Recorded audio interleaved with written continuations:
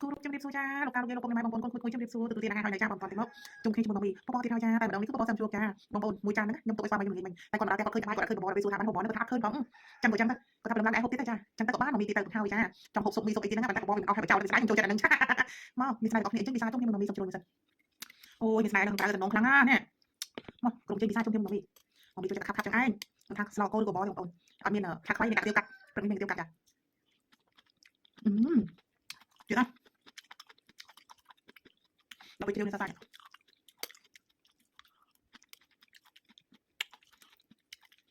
ថ្ងៃណាបេដងបេដងវិជាវិជានិយាយរួមហូបអីក៏ឲ្យធ្វើបាត់ខ្មែរជួយខ្មែរណាឆ្ងាញ់ណាជិះខាង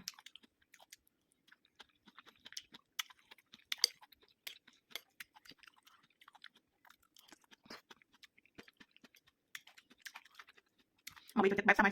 តែសុខភាពល្អណាស់បងប្អូនអាចជឿទេ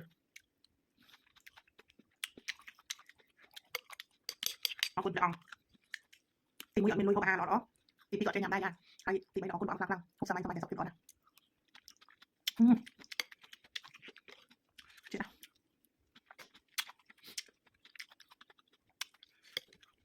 អរគុណបងប្អូនអរគ្នាចូលវីដេអូនេះតាមដល់ចប់ជួបសុខសប្បាយគ្នាបានគ្រប់ក្រុមគ្រួសារជំរាបលាជួបគ្នាវីដេអូក្រោយសូមប្រាប់ទីត